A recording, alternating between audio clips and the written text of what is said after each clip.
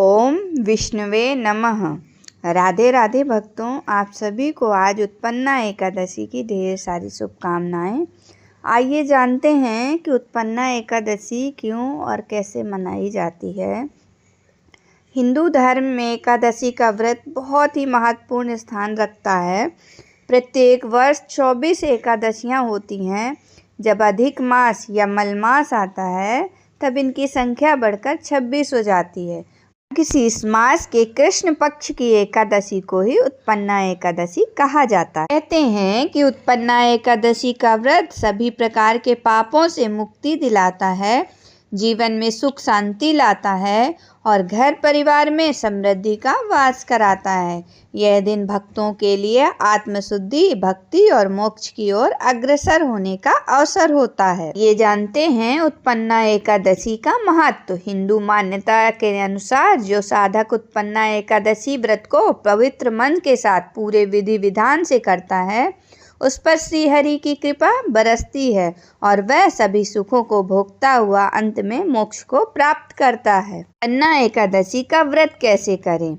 श्री भगवान विष्णु की पूजा पीला चंदन, पीले रंग के फूल अर्पित कर सकते हैं। इसके साथ ही प्रभु श्री हरि को भोग में तुलसी दल भी जरूर शामिल करना है। लेकिन सभी के साथ ही इस बात का भी ध्यान रखना है कि एकादशी के दिन तुलसी नहीं तोड़नी है, इसकी मनाही होती है।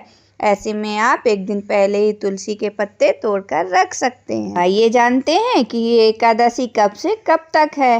तो एकादशी की जो तिथि है वो है 15 नवंबर को अर्धरात्रि 12:49 पर शुरू होगी और तिथि का समापन 16 नवंबर को मध्य रात्रि में 2:37 तक रहेगा। में यह व्रत करना किस प्रकार है? तो ब्रह्म मुहूर्त में उठना है, पानी में गंगा जल मिलाकर पवित्र स्नान करना है, स्वच्छ वस्त्र पहनना है और पूजा स्थल को शुद्ध करना है।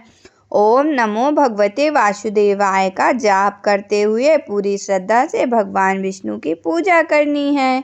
आइए जाने यह व्रत कर कौन कौन सकता है। तो यह व्रत कोई भी व्यक्ति रख सकता है, चाहे वह बच्चा हो, बुजुर्ग हो, पुरुष हो या महिला, विवाहित हो या अविवाहित हो, और इसमें कोई विशेष योग्यता या उम्र की सीमा नहीं है।